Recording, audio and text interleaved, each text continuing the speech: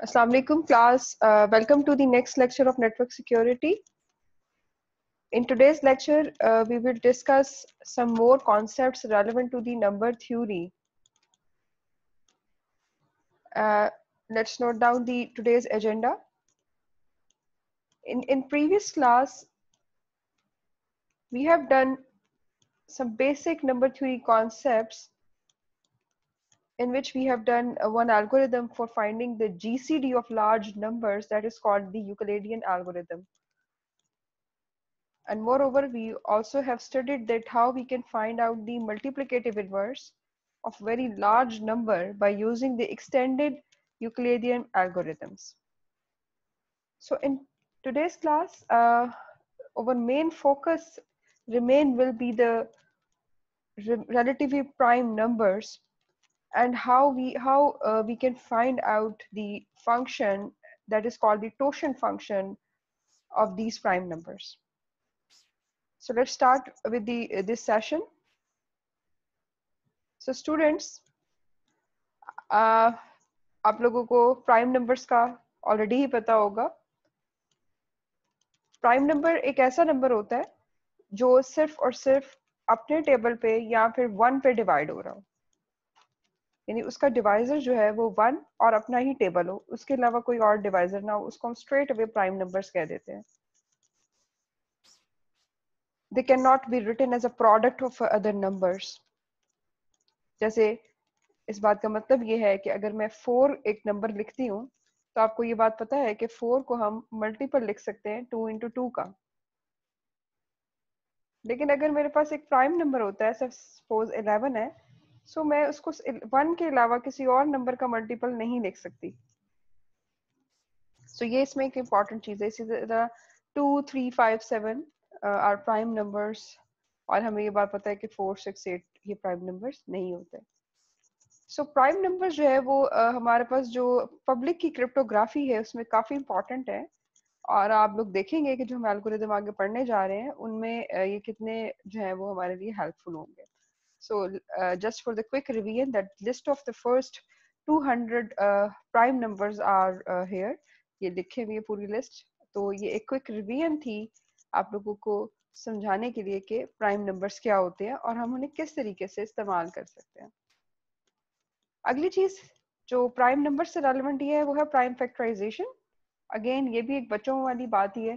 Prime factorisation का मतलब ये है कि कोई भी नंबर हम उसको उसके डिफरेंट प्राइम फैक्टर्स क्रिएट कर सकते हैं. मिसाल के तौर पर यहाँ पर 91 लिखा हुआ है, तो 91 को डिवाइड कर सकते हैं. अगर आपको थोड़ा सा रिवाइज करा दूं मैं, तो ये आपको पता है कि 91 13 से आप मल्टीप्लाई कर ले और फिर 7 से मल्टीप्लाई कर ले तो हमारे पास 91 आ जाता है. तो इसी तरह हमने इसको करते जा रहे होते हैं. इसी तरह हम कोई और नंबर ले लेते हैं. सपोज हम ले लेते हैं 36. सो 36 को हम 2 से डिवाइड करेंगे, फिर 2 से डिवाइड करेंगे, फिर 2 से डिवाइड करेंगे, अप टू जब तक कि ये सारे नंबर जो है वो इसका डिविडेंड जो है वो खत्म नहीं हो जाता. सो हमने जितने भी यहाँ पे फैक्टर्स क्रिएट हुए हैं इनको हम प्राइम फैक्टराइजेशन कहते हैं. और इन नंबर्स को हम इस तरह से भी लिख सकते हैं, ये किसी के पावर में लिख सकते हैं. जैसे कि यहाँ 3600 लिखा हुआ है, तो 3600 में may be 2 multiply by 2 multiply by 2 multiply by 2 हो, और फिर 3 मल्टीप्लाई बाय 3 हो, और 5 मल्टीप्लाई बाय 5 हो. तो इस सारे को इकट्ठा करके, यानी ये 4 नंबर से, इसलिए 2 रेज़ टू पावर 4, ये 2 नंबर से 3 raise to power 2, and 5 into 5 ये 2 बार आ रहा था तो 5 रेज़ टू पावर 2 कर दिया. जब आप इस सारे को मल्टीप्लाई करेंगे तो we will get 3600. So this is called the prime factorization of any number. You can create factors of any number, lowest factors. You need to start it from minimum number, that could be 2, that could be 3, 5, 7, any number, but that should be prime. तो ही हम इनके multiple बना के इसको हम factorisation कर सकते हैं. इसके बाद जो अगली चीज थी प्राइम फैक्टराइजेशन से के बाद, वो है काफी इंपॉर्टेंट, जिसका नाम है relative prime number and GCD. So now prime numbers, तो हमें पता है कि ऐसे नंबर हैं जो अपने टेबल के अलावा किसी के पे भी डिवाइड नहीं होते हैं. तो रिलेटिव प्राइम नंबर्स में जब भी आपने जहन में आपसे कोई क्वेश्चन करें या आपसे इस बारे में पूछे कि what is the relative prime number, तो you should remember that thing that relative prime number is actually relationship between two numbers. So इसमें हम एक नंबर को प्राइम नंबर कह देंगे और रिलेटिव प्राइम तब होगा कि जब दोनों नंबर्स इकट्ठे 1 के अलावा किसी और टेबल पे नहीं आ रहे होते. इसकी सिंपलेस्ट एग्जांपल आप देख लें, हम कोई एग्जांपल लेके देखते हैं कि जैसे कि मेरे पास दो नंबर्स हैं 2 एंड 9. अब 2 और 9 ये दोनों का जो जीसीडी है वो कोई एक से एक नंबर के ऊपर नहीं आ रहा. अब देखिए कि इनका ग्रेटेस्ट कॉमन डिवाइजर 1 नहीं है, 1 के अलावा ये किसी और टेबल पे नहीं आ रहे. तो ऐसे तमाम नंबर्स जो कि कलेक्टिवली यानी कि दोनों इकट्ठे 1 के अलावा किसी और टेबल पे ना आए तो उसको हम रिलेटिव प्राइम नंबर्स या फिर को प्राइम नंबर भी बोलते हैं. सो एक तो हम एक एग्जांपल इसकी ये होगी. इसी तरह एक और एग्जांपल लेके देख लेते हैं. मिसाल के तौर पर मेरे पास एक नंबर है 21 and on the other hand I have 30. अब देखें, अब आपके जहन में ये क्वेश्चन तो आएगा कि ये जो 21 है ये 7 के टेबल पे भी आ रहा होता है, 3 पे भी आ रहा है, ठीक है, 7 पे भी आता है, 3 पे भी आता है. 30 तो बहुत सारे टेबल्स के ऊपर आ रहा होता है, 2 पे भी आता है, 3 पे भी आता है, ठीक है. इसी तरह बहुत सारे नंबर्स जो है वो मैच कर रहे होते हैं. तो अब आप देखिए कि ये 3 पे और ये 3 पे इसका कॉमन डिवाइजर जो है वो 3 है. तो इसका मतलब है कि दोनों नंबर जो हैं ये रिलेटिवली प्राइम नहीं है. रिलेटिव प्राइम नंबर होने के लिए ये दोनों का इकट्ठे किसी एक टेबल के ऊपर जो है वो आना, 1 के अलावा किसी और टेबल पे आना जो है वो जरूरी नहीं है. Two numbers A and B are relatively prime if have no common divisor apart from 1. For example, 8 and 15 are relatively prime. आपको पता है 8 2 पे तो आता है, 15 3 पे आता है, लेकिन दोनों इकट्ठे किसी टेबल पे नहीं आते. Since the factors of 8 are 1 2 4 8 and 15 are 1 3 5 and 15. आप इन दोनों के फैक्टर्स में भी देख रहे हैं 1 के अलावा इन दोनों का कोई भी कॉमन फैक्टर नहीं है. 2 4 8 है और यहाँ पे 3 5 15 है. सो इन दोनों को हमने इस तरीके से लिख लेना है. Conversely, can determine by the greatest common divisor by comparing their prime factorization and used least powers. आप कम से कम पावर के ऊपर भी देख इसको कैलकुलेट कर सकते हैं कि दोनों नंबर्स को इसको अलग से प्राइम फैक्टराइज कर ले. यानी जिस तरह आप देख रहे हैं 18 और 300 आप देखना चाहते हैं कि ये दोनों नंबर रिलेटिवली प्राइम हैं या नहीं. वैसे तो सिंपली ये नजर ही आ रहे हैं कि 2 के ऊपर डिवाइड हो जाएंगे, लेकिन अगर आप इसको कैलकुलेट करना चाहें तो आपने देखना है कि 18 के प्राइम फैक्टर्स अलग बना लें, 300 के अलग बना लें और फिर आप देख लें कि दोनों में के जो प्राइम फैक्टर्स हैं, जैसे कि इन्होंने 300 के यहाँ पे ये फैक्टर्स बनाए हुए हैं और 18 के भी बनाए हुए हैं यहाँ पे, तो इन दोनों के अंदर आप देख रहे हैं कि 2 पे भी आ रहे हैं, ये 3 पे भी आ रहे हैं, तो ये दोनों रिलेटिवली प्राइम नंबर्स नहीं हैं. सो इसको कंक्लूड मैं यहीं पे करूंगी इस बात को. अब अच्छे तरीके से इस चीज को समझ लें कि हम रिलेटिव प्राइम नंबर्स या को प्राइम नंबर उन नंबर को कहते हैं जब दोनों नंबर्स इकट्ठे 1 के अलावा किसी और टेबल के ऊपर नहीं आते. सो इसी से रेलेवेंट हमारे पास एक फंक्शन है जिसको हम यूलर टोशेंट फंक्शन कहते हैं और हम लोग जो आगे एल्गोरिथम पढ़ने जा रहे हैं उसमें भी ये फंक्शन इस्तेमाल होगा पब्लिक की क्रिप्टोग्राफी के लिए. सो यूलर टोशेंट फंक्शन जो है ये हमें क्या बताता है, इन अ वेरी सिंपल डेफिनेशन ये हमें ये बताता है कि किसी भी नंबर के, अगर ये मैं कहूँ टोशेंट ऑफ n की बात करूं तो n नंबर के कितने ऐसे नंबर्स हैं जो कि उससे रिलेटिवली प्राइम है, ऐसे नंबर जो कि रिलेटिवली प्राइम टू n है. तो when doing arithmetic modulo n we need to calculate the Euler-Totient function and we have some rules to calculate the totient of any number. वो अगली slide में आपको बता दूंगी मैं कि किस तरीके से हम ये फंक्शन को कैलकुलेट करते हैं. So complete set of residues क्या होंगे, 0 से स्टार्ट करेंगे और n-1 तक हम सारे देखेंगे कि कितने नंबर्स जो हैं वो रिलेटिवली प्राइम हैं n के. सो 0 से स्टार्ट करेंगे हम और n-1, सपोज यहाँ पे 8 आता है तो 1 से लेके 7 तक हम देखेंगे कितने नंबर्स ऐसे हैं जो इसके साथ को प्राइम है या रिलेटिवली प्राइम नंबर्स हैं। इसी तरह reduced set of residues are those numbers which are relatively prime to n। Example में उन्होंने n10 लिखा हुआ है।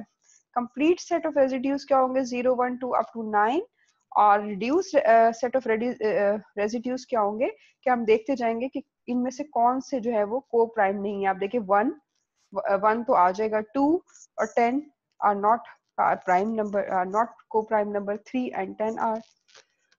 आप देखें कि यहाँ पे 3 आ जाएगा, 4 भी नहीं हो सकता, 5 और 10 भी 5 के टेबल पे भी आते हैं, 1 पे भी आते हैं, 6 और 10 भी 2 के टेबल पे आते हैं, 7 आ जाएगा क्योंकि 7 और 10 इकट्ठे जो हैं वो किसी भी टेबल पे नहीं आते, 8 और 10 आते हैं तो वो इसमें सेट में शामिल नहीं है, 9 और 10 भी इकट्ठे किसी टेबल पे नहीं आते तो यहाँ पर आ गए। तो हमारे पास जो set reduce set of residues है ये एक्चुअली वो सेट है रिलेटिव प्राइम नंबर्स का, कि कौन से नंबर इस नंबर तक यानी n-1 तक रिलेटिव प्राइम है। सो ये इसी तरह अगर हम इसे मैनुअली करते रहें तो काफी देर लग जाए, तो इसे सॉल्व करने के लिए हमें एक टोशंट फंक्शन दे दिया गया है जो मैं भी आपको बताती हूँ, नेक्स्ट स्लाइड पे भी उसके बारे में आ रहा है। वो क्या रिप्रेजेंट करता है, number of elements in reduced set of residues is called the Euler totient function.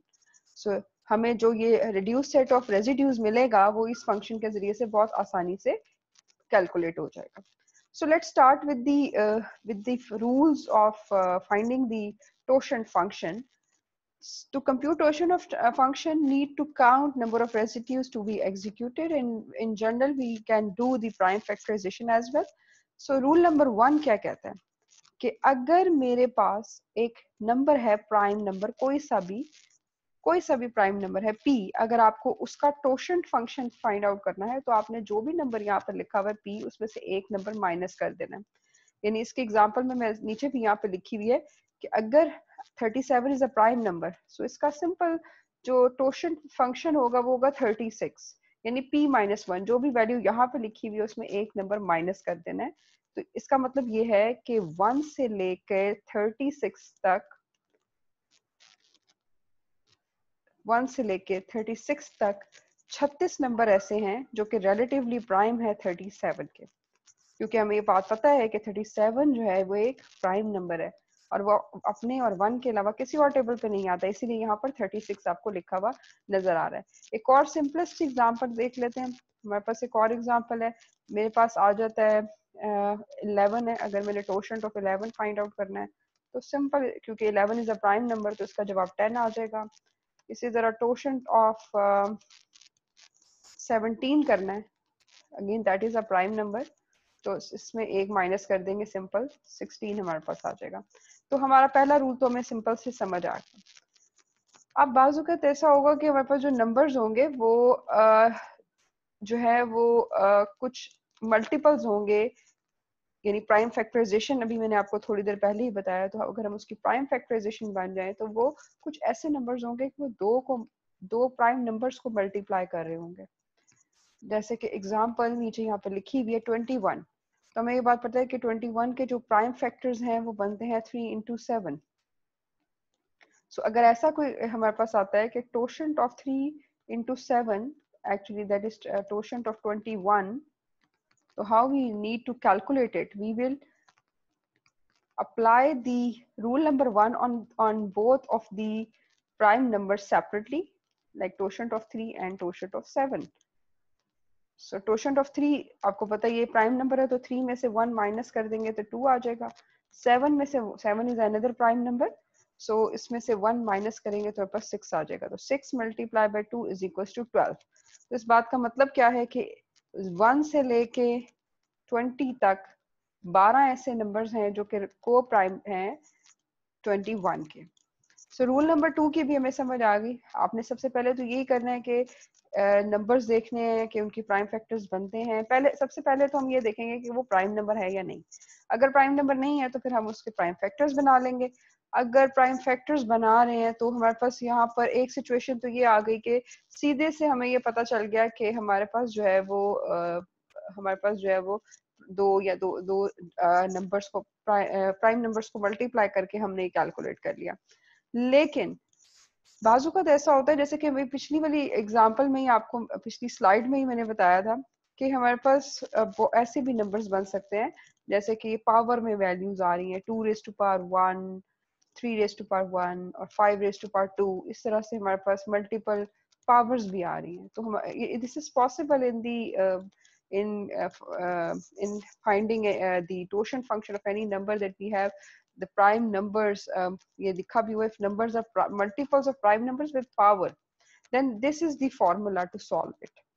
So totient of n will be equal to n into 1 minus 1 over p.